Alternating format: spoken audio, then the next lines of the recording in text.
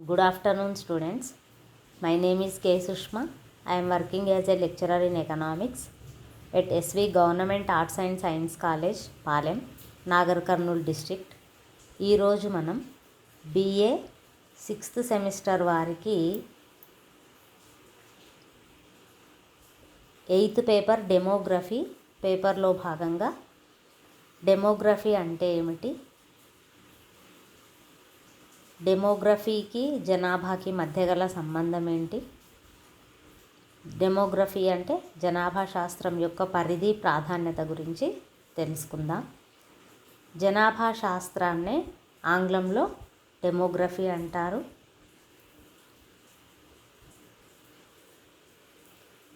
Demography is the study of human population. అంటే జనాభా శాస్త్రాన్ని డెమోగ్రఫీ అంటారు. డెమోగ్రఫీ అంటే ప్రజల గురించి చర్చించేది, జనాభా గురించి చర్చించేది, మానవుల గురించి చర్చించేది డెమోగ్రఫీ. ఈ జనాభా శాస్త్రాన్నే డెమోగ్రఫీ అంటారని తెలుసుకున్నాం. ఇది 2 గ్రీకు పదాల నుంచి వచ్చింది.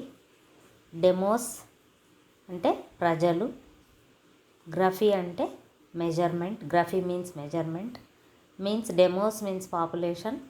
గ్రఫీ అంటే రేఖాచిత్ర వివరణ లేదా వ్రాయడం. స్థూలంగా డెమోగ్రఫీ అంటే ప్రజల గురించి వ్రాయడం లేదా రేఖాచిత్రం నిర్మించడం అనే అర్థం వస్తుంది. అంటే కేవలం జనాభాకు సంబంధించింది డెమోగ్రఫీ. అయితే జనాభా, డెమోగ్రఫీ ఈ 2 పదాల వాడుకలో పర్యాయ పదాలుగా ఉన్నప్పటికీ వీటి మధ్య తేడా ఉంది. డెమోగ్రఫీ అంటే జనాభా శాస్త్రం, అంటే ప్రజల గురించి తెలియజేసేది.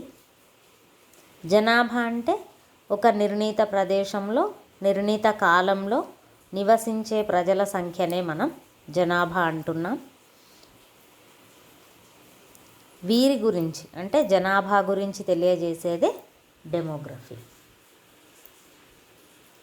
ఈ జనాభా శాస్త్రం డెమోగ్రఫీ గురించి కొన్ని నిర్వచనాలు ఉన్నాయి. ప్రెస్సాట్ అనే గణాంకవేత్త ఏమని చెప్పాడు? Demography is the study of human populations in relation to the changes brought about by the interplay of births and deaths and migration. అంటే మానవ సంబంధాల గురించి తెలియజేయడమే కాకుండా ఇది పుట్టుకలు, జననాలు, మరణాలు మరియు వలసల గురించి చర్చించేదే డెమోగ్రఫీ అనేది ప్రెస్సాట్ యొక్క నిర్వచనం. ఇంకా ఆక్స్ఫర్డ్ డిక్షనరీ వారు కూడా డెమోగ్రఫీ గురించి నిర్వచనాన్ని ఇచ్చారు.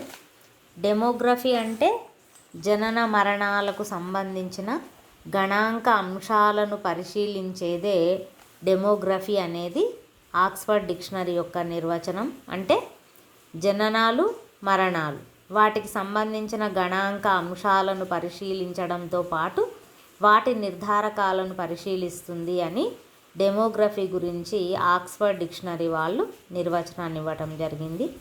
అలాగే వెబ్స్టర్ డిక్షనరీ వారు డెమోగ్రఫీ అంటే జనాభా పరిమాణం, జనసాంద్రత, జనన మరణాలకు సంబంధించిన గణాంక విషయాలను పరిశీలిస్తుంది అనేది, అంటే జనాభాకు సంబంధించి శాస్త్రీయ గణాంక సంబంధమైన పరిశీలన చేసేదే డెమోగ్రఫీ అనేది వెబ్స్టర్ డిక్షనరీ యొక్క అర్థము. అయితే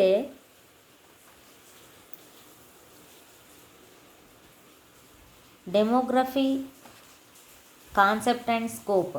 demography is the branch of social science which deals with the study of size, structure and distribution of population along with spatial and temporal changes in them response to birth, migration, aging and death.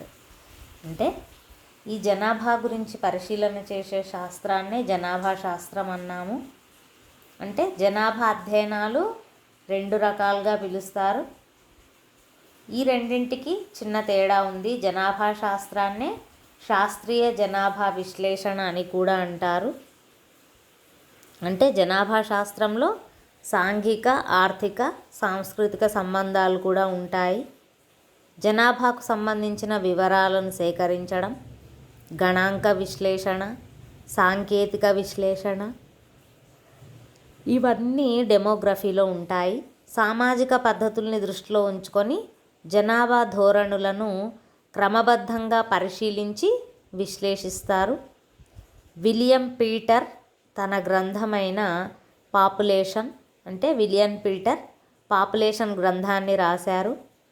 ఇతను జనాభా పెరుగుదలకు 3 కారణాలను తెలియజేశారు.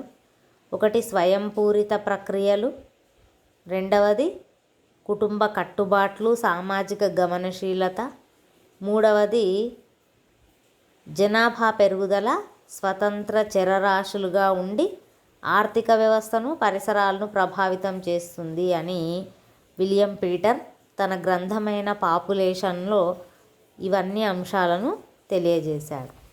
అయితే ఈ జనాభా శాస్త్రము, జనాభా అధ్యయనాల మధ్య తేడా ఉన్నప్పటికీ ఈ రెండింటిని ఒకదానికి బదులుగా ఒకటి మనం ఉపయోగిస్తున్నాం. జనాభా పరిమాణం, అభివృద్ధి, విస్తరణ, మార్పు, సాంఘిక, ఆర్థిక, రాజకీయ జీవితంలో జనాభా ప్రభావాన్ని అర్థం చేసుకునేందుకు గాను జనాభా శాస్త్రాన్ని ఒక ప్రత్యేకమైన శాస్త్రంగా అధ్యయనం చేయాల్సిన ఆవశ్యకత ఏర్పడింది.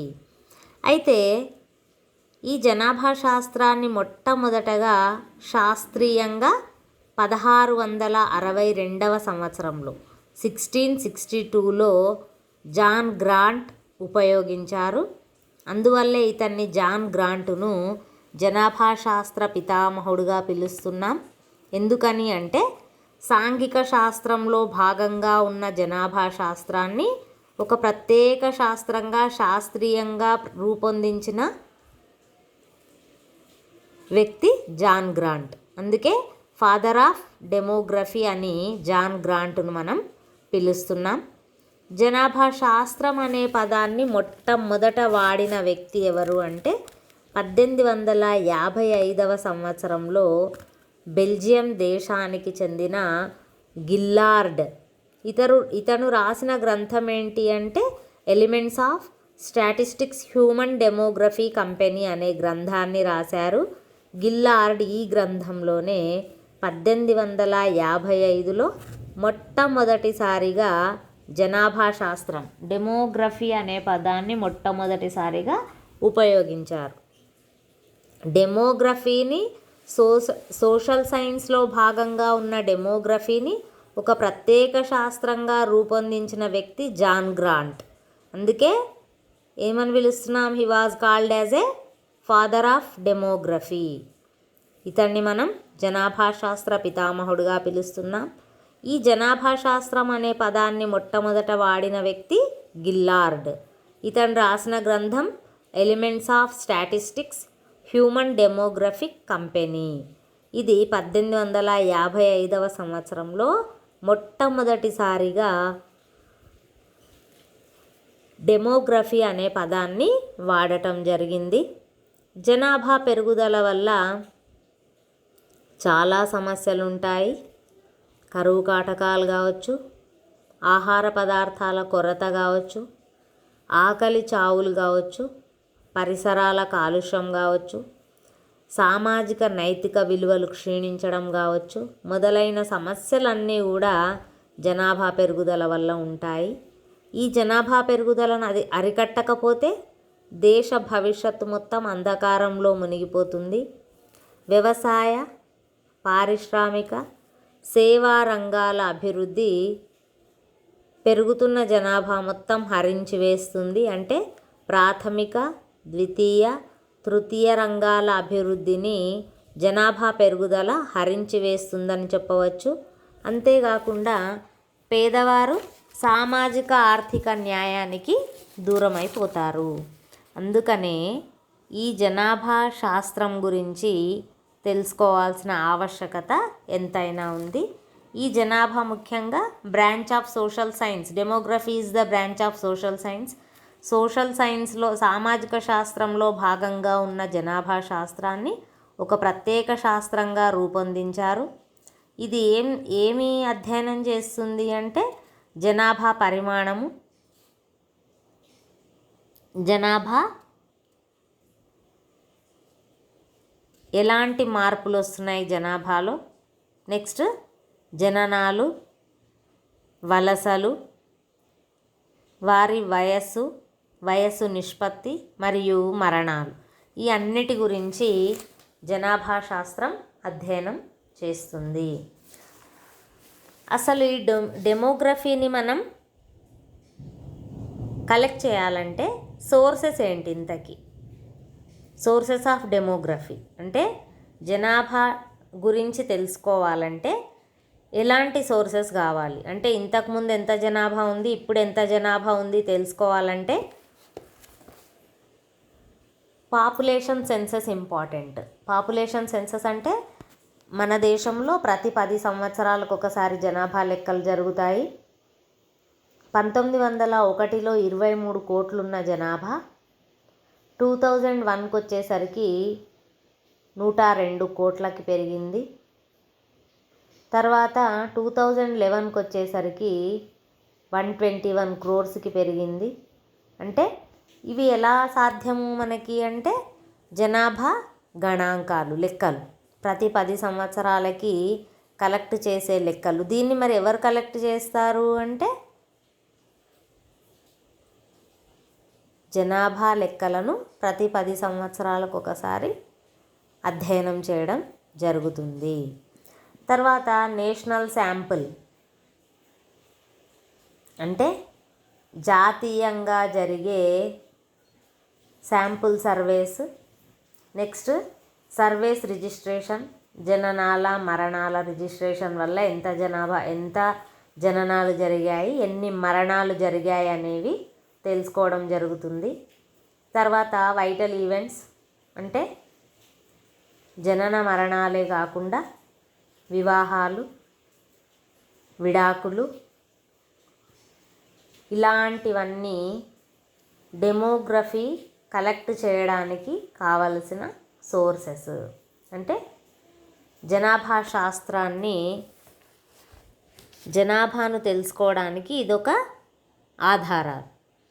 మరి జనాభా శాస్త్రం స్వభావం రీత్యా మార్పు చెందే అంశాలను వివరిస్తుంది.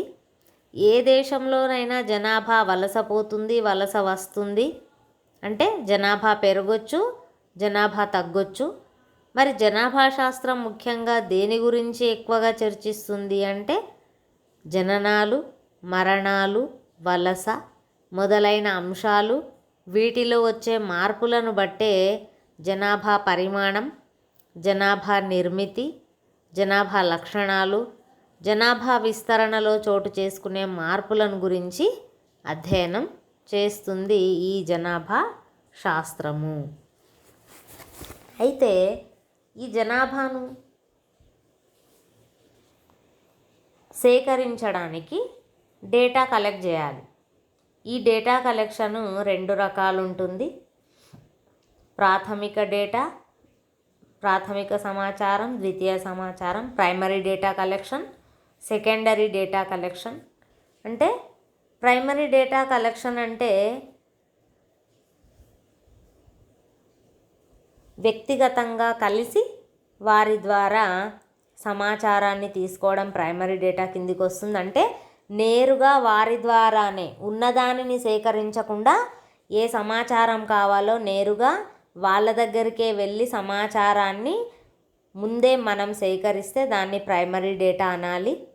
ప్రైమరీ డేటా సోర్సెస్ ఏంటంటే అబ్జర్వేషన్, అంటే వారిని అబ్జర్వ్ చేయడం ద్వారా జనాభాకు సంబంధించిన సమాచారాన్ని కనుక్కోవచ్చు. అంతేగాక ఇంటర్వ్యూస్, వారి దగ్గరికి వెళ్ళి కొన్ని ప్రశ్నలకి సమాధానాలు రాబట్టడం ద్వారా డేటా కలెక్ట్ చేయవచ్చు. క్వశ్చనేర్స్, వీటినే మనం ప్రశ్నావళి అంటున్నాం.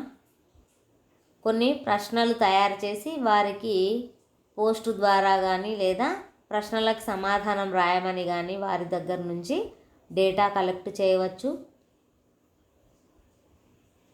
డైరీస్, వారు రాసుకునే డైరీల ఆధారంగా కూడా డేటా కలెక్షన్ చేయవచ్చు.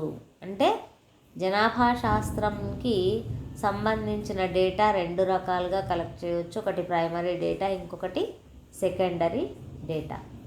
సెకండరీ డేటా కలెక్షన్కి వచ్చేసరికి ఆల్రెడీ ఉన్న వాటినే కలెక్ట్ చేయడాన్ని ద్వితీయ శ్రేణి సమాచారం అంటారు, సెకండరీ డేటా అంటారు.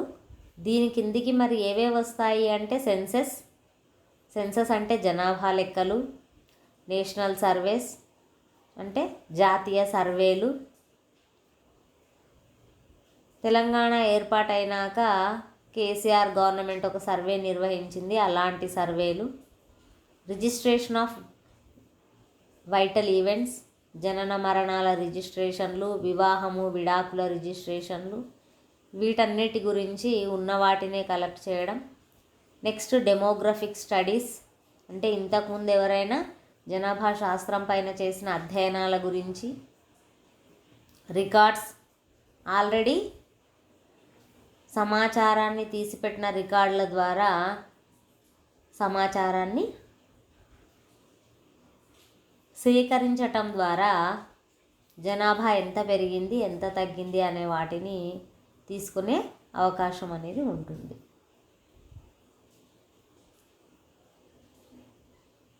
మన భారతదేశంలో census 2011 and demographic trends in India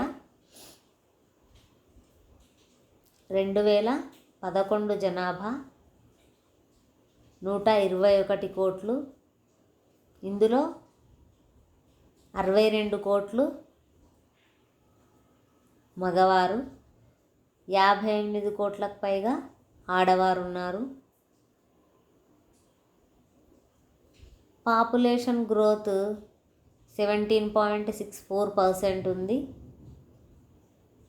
density of population అంటే జనసాంద్రత, అంటే చదరపు కిలోమీటర్కి ఎంతమంది నివసిస్తున్నారో తెలియజేసేది జనసాంద్రత. దీన్నే మనం డెన్సిటీ ఆఫ్ పాపులేషన్ అంటున్నాం. నెక్స్ట్ స్త్రీ పురుష నిష్పత్తి, 1000 మంది పురుషులకు ఎంతమంది స్త్రీలు నివసిస్తున్నారో తెలియజేసేదే స్త్రీ పురుష నిష్పత్తి. సో 940 మంది మహిళలు.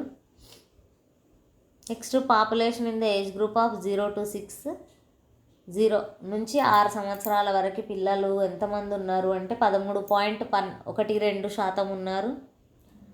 లిటరేట్స్ అక్షరాస్యులు ఎంతమంది ఉన్నారు అంటే 74.4% మన దేశ అక్షరాస్యత 2011 జనాభా లెక్కల ప్రకారం.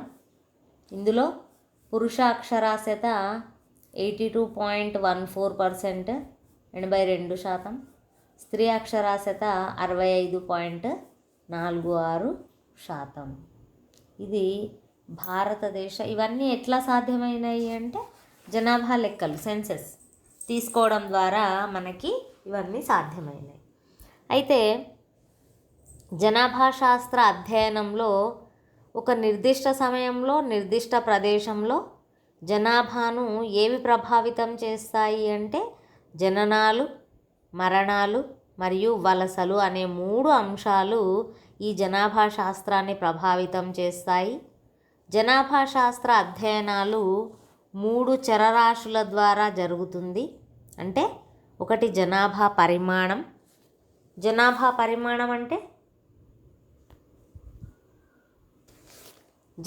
పరిమాణం అంటే జనాభాలో వ్యక్తుల సంఖ్య, అంటే ఒక నిర్ణీత ప్రదేశంలో ఎంతమంది ప్రజలు నివసిస్తున్నారు, ఆ జనాభా పరిమాణంలో ఎలాంటి మార్పులు వస్తున్నాయి, ఆ మార్పులు ఏ విధంగా జరుగుతున్నాయి అనే విషయాలను జనాభా శాస్త్రజ్ఞులు అధ్యయనం చేస్తారు. అంటే ఒక నిర్ణీత ప్రాంతంలో ఎంతమంది నివసిస్తున్నారు అధ్యయనం చేయడం ఒక్కటే కాకుండా భవిష్యత్తులో ఈ జనాభా ఏ విధంగా పెరుగుతుందో కూడా అధ్యయనం చేసేది జనాభా పరిమాణము. అంటే జనాభా శాస్త్ర అధ్యయనాలలో ఇది ఒక చరరాశి. నెక్స్ట్ రెండవది ఏంటంటే జనాభా సమ్మిశ్రణం. జనాభా సమ్మిశ్రణం అంటే వివిధ లక్షణాల అధ్యయనమే జనాభా సమ్మిశ్రణం. అంటే ఒక నిర్ణీత జనాభాకు సంబంధించిన ప్రజల వయస్సు, లింగభేదం, జాతి, మతం, వైవాహిక స్థితి, ఉపాధి, అక్షరాస్యత, ఈ అన్ని అంశాలు కూడా జనాభా సమ్మిశ్రణం కిందికి రావటం జరుగుతుంది. విస్తరణ ఒక ప్రాంతంలో ఉండే జనాభా ఏర్పాటును గురించి విస్తరణ తెలియజేస్తుంది. అంటే జనాభా అధ్యయనంలో జనాభా పరిమాణం, వ్యవస్థలను మాత్రమే కాకుండా వివిధ ప్రదేశాలలో జనాభా విస్తరణ కాలక్రమేణా జరిగే మార్పులను కూడా పరిశీలించటం జరుగుతుంది. అయితే జనాభా శాస్త్ర ఆవశ్యకత మరియు పరిధి అంటే జనాభా అధ్యయనం మన అభివృద్ధి చెందుతున్న భారతదేశంలోనే కాకుండా ప్రపంచ దేశాల్లో కూడా దీని ప్రాధాన్యత సంతరించుకుందని చెప్పొచ్చు. ఎందుకని అంటే జనాభా పెరుగుదల అనేక సమస్యలకి కారణమవుతాయి. సాంఘిక, ఆర్థిక, రాజకీయ వంటి పలు సమస్యలకి జనాభా పెరుగుదల ఒక ఆటంకంగా మారుతుంది. అందుకే జనాభా శాస్త్ర అధ్యయనం కంపల్సరీ ఉండాలి. సాంఘిక, ఆర్థిక, రాజకీయ ప్రణాళిక రూపకల్పనలో, వ్యూహ రచనలో జనాభా అధ్యయనం ఎంతో తోడ్పడుతుంది. జాతీయ స్థాయిలో ప్రతి దేశం కూడా జనాభా పరిశోధన, శిక్షణ, జనాభా విద్య, జనాభా నియంత్రణకు సంబంధించిన విధాన నిర్ణయాలను తీసుకోవడంలో, ప్రణాళికలను రూపొందించడంలో జనాభా అధ్యయనం చేయడం అవసరమవుతుంది. అంటే జనాభా శాస్త్రం కనుక లేకపోతే జనాభా ఏ విధంగా పెరుగుతుంది, ఏ విధంగా మార్పులకు గురవుతుంది, ఇవన్నీ తెలిసేవి కాదు. అందుకని జనాభా శాస్త్రం అనేది కంపల్సరీగా ఉండాల్సిందే. నెక్స్ట్ జనాభా శాస్త్రం యొక్క పరిధి ఏంటో చూద్దాం. జనాభా శాస్త్రం యొక్క పరిధి చాలా విస్తృతమైనది. Demography is the science of population. In its most general meaning, a population is a set of people who live in a specific land area, a commune, a district, a country or a continent, etc. A formal demography is concerned with the size, distribution, structure and changes of population. అంటే జనాభా పెరుగుదలపై జనన మరణాల రేట్లు, వలసల ప్రభావం, జనాభా పెరుగుదలకు ఆర్థికాభివృద్ధికి మధ్య ఉండే సంబంధం. అంటే జనాభా పెరుగుదలకు కుటుంబము, వివాహము, వృత్తి, విద్య, మతం, నగరీకరణ, పారిశ్రామికీకరణ, ఆధునికీకరణ మొదలైన సామాజిక అంశాలకు మధ్య ఉండే సంబంధం. నెక్స్ట్ జనాభాకు ఆహారోత్పత్తికి మధ్య ఉండే సంబంధం. నెక్స్ట్ జనాభాకు పరిసరాలకు మధ్య ఉండే సంబంధం. ఇవన్నీ కూడా జనాభా శాస్త్ర పరిధిలో ఇమిడి ఉంటాయి. అంతేగాక జనాభా శాస్త్రం స్వభావరీత్యా నిరంతరం మార్పు చెందే విషయాలను గురించి చర్చిస్తుంది. ఏ దేశంలో అయినా జనాభా వలసపోవడం, వలస రావడం, అంటే జనాభా తగ్గడం, జనాభా పెరగడానికి లోనవుతుంటాయి. జనాభా శాస్త్రం ముఖ్యంగా జనాభా పరిమాణం, జనాభా నిర్మితి, జనాభా లక్షణాలు, వాటిలో వచ్చే మార్పులు మొదలైన వాటి గురించి ఈ జనాభా శాస్త్రం అనేది అధ్యయనం చేస్తుంది. అందుకే మనం ఏమంటున్నాము, జనాభా శాస్త్ర పరిధి విస్తృతమైనది. ఎందుకని అంటే జనన మరణాల రేట్లు ఏ విధంగా మారుతున్నాయి, అంటే ఏ విధంగా హెచ్చుతగ్గులు ఏర్పడుతున్నాయి, ఏ విధంగా మార్పులు అనేది కలిగిస్తుంది, అంటే జనాభా పెరుగుదల పైన ఏవైనా ప్రభావాలు ఉన్నాయా, జననాల రేటు ప్రభావం ఎంత, మరణాల రేటు ప్రభావం ఎంత, వలసల ప్రభావం ఎంత, అంతేకాకుండా జనాభా పెరుగుదలకి ఆర్థికాభివృద్ధికి మధ్య ఏదైనా సంబంధం ఉందా, అంతేగాక జనాభా పెరుగుదలకి, కుటుంబానికి, వివాహానికి, వృత్తికి, విద్యకు, మతానికి, నగరీకరణకు, పారిశ్రామికీకరణకు, ఆధునికీకరణకు మొదలైన సామాజిక అంశాలకి ఎలాంటి సంబంధం ఉందో ఈ జనాభా శాస్త్రం తెలియజేస్తుంది. అంతేకాకుండా జనాభాకు ఆహార ఉత్పత్తికి ఏమైనా సంబంధం ఉందా, ఈ జనాభాకు ఆహార ఉత్పత్తికి మధ్య గల సంబంధాన్ని మాల్థస్ అనే ఆర్థికవేత్త జనాభా సిద్ధాంతాన్ని ప్రతిపాదించాడు. ఇతని ప్రకారం ఆహారం అంకశ్రేణిలో పెరుగుతూ ఉంటే, అంటే 1, 2, 3, 4, 5 అలా పెరుగుతూ ఉంటే జనాభా గుణశ్రేణిలో పెరుగుతూ ఉంటుంది. ఎలాగా 2, 4, 6, 8 ఇలాగా. సో ఆహారం ఏమో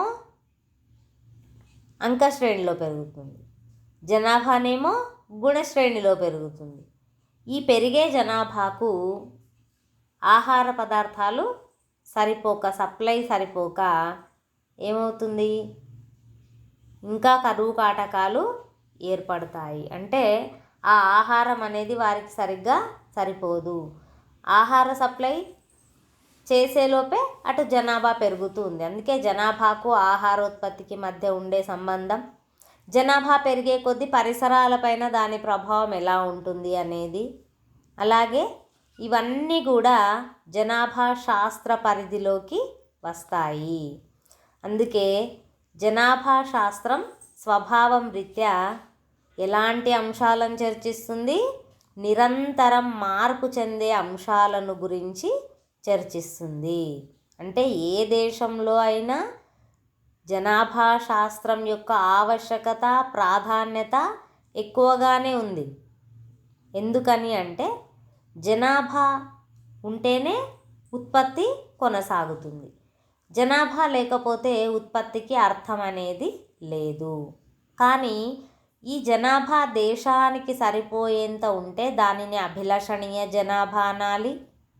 జనాభా అంతకన్నా ఎక్కువగా పెరుగుతుంటే అది దేశానికి శాపంగా పరిణమిస్తుంది.